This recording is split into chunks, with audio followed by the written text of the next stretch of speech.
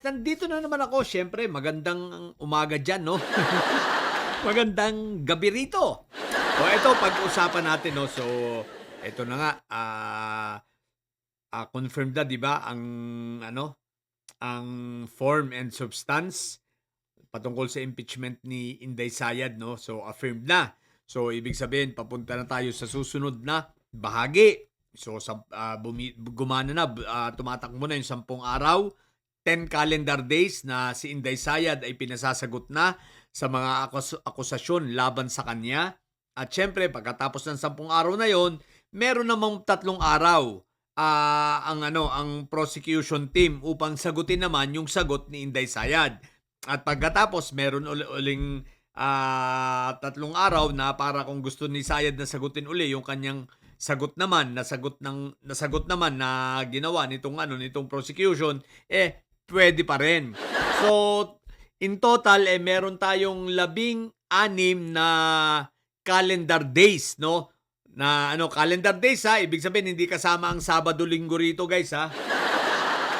Sa 10 araw dito. Teka lang, calendar days kasama na Sabado Linggo.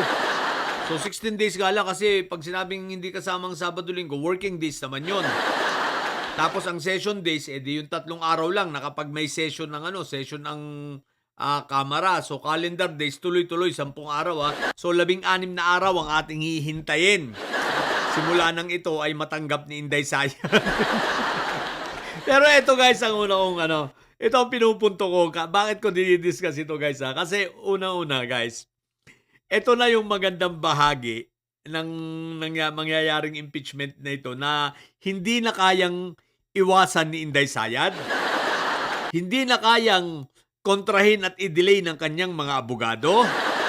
At hindi na nila ito mapipigil. Alin yon? Ang pag-i-issue ng subpoena, ano pangalan ito? Subpoena duces tecum. Yon. Subpoena duces tecum, okay? Grabe kasi, hindi naman tayo abogado. Okay, ang subpoena duces tecum, ito yung pagsusubpoena dito sa mga bank accounts, no? Posibleng pagsusubpoena. Hindi posible, talagang isusubpoena dahil sinabi na rin ito ni Ridon at sinabi na ito ni Jinky mismo, no? Luis Tro, na dahil sa nanduro ng complaints isusubpoena nila ang mga bank accounts ni Inday Sayad dahil meron doong complaint Ang isa sa complaint doon ay ang SALN. So when we say SALN, ito ay konektado. Karugtong nito ay finances. So karugtong nito ay bank accounts.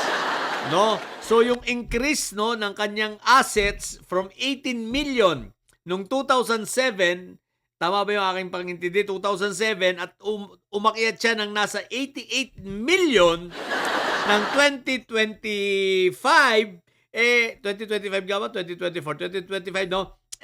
Questionable talaga yon. Dahil napakalaking porsyento, no? 18 So, oo. Siguro mga ilang percent yun.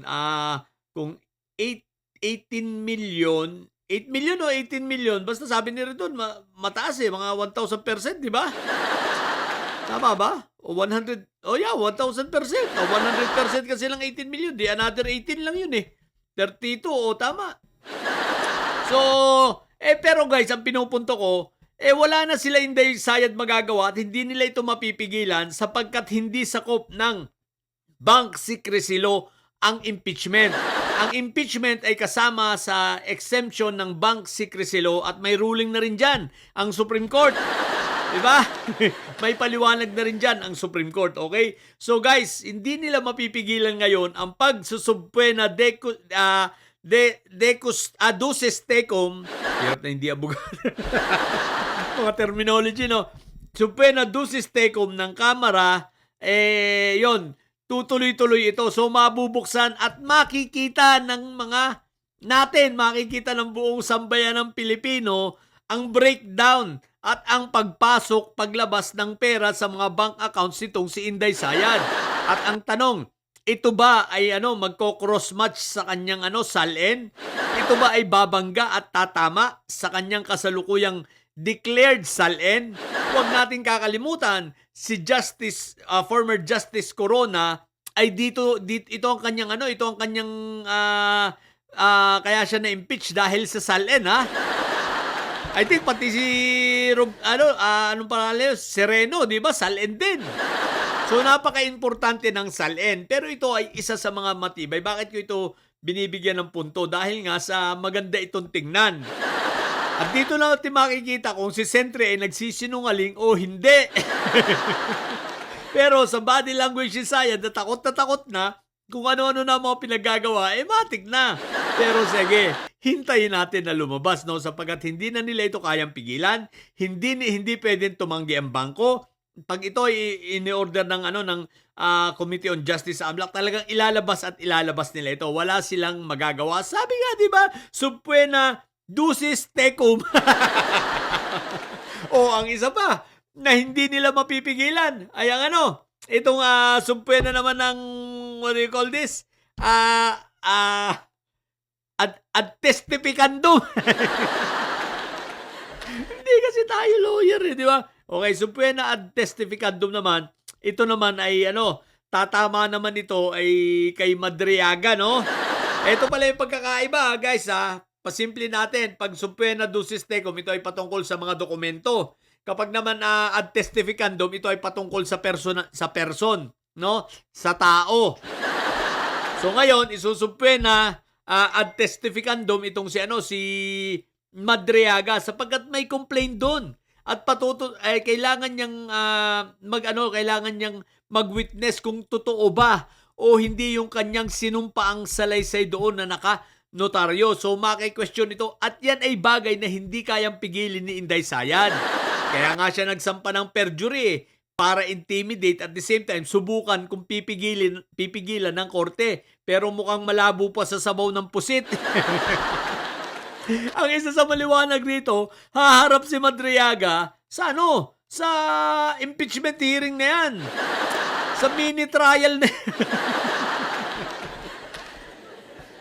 At si Inday Sayad, kasama ng kanyang mga alipores, 10 ng mga didilis na mga wangbu, ay nasisira na ang ulo.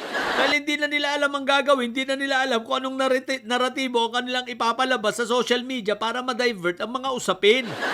Ang problema, wala na. Kita mo, sablay yung 18 Marines. Yung 18 Marites pala. Sablay si Mike Diferencia, sablay si Atty. Baluga, di ba?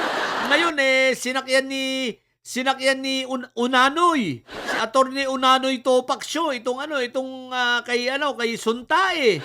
Para sa ganun mai-divert ang mga atensyon, na-divert ang usapin. Hindi nyo ba napansin? Di ba na-deny yung tawag dito? Pleading na naman ni Fentaboy, di ba? Sa ICC, hindi nyo napansin, wala nang pumansin doon. Ako hindi ko na pinansin kasi wala namang kwenta yun Kahit pa, di ba, nagpetisyon na naman na para ibalik ta rin ng ICC yung kanilang decision ng nitong confirmation of charges ayun, denied, di ba? So pero wala na yun wala nang appeal yun. Excited tayong lahat ay sa impeachment ni Sayad. Kaya kahit anong gawin nilang pag-divert, hindi na nila maida-divert yan. Kaya mga didilis, wag na kayong mag-isip kung pang gagamitin ninyong mga chismis dyan. Ang isipin nyo na lang, ay maghintay na lang ng hearing at doon na lang kayo mag-isip ng kung anong mga depensa. Okay? Ang tanga nyo talaga. So, nagpapakahirap pa kayo. Wala naman na kayong magagawa kaunti na kayo. What the heck, yun lang. Sa mga bubundidilis at may sayad dyan, ang tatay nyo ay karton. Manatili kayo mga bobo at may sayad sapagkat ang may sayad ay laging high blood. Bye!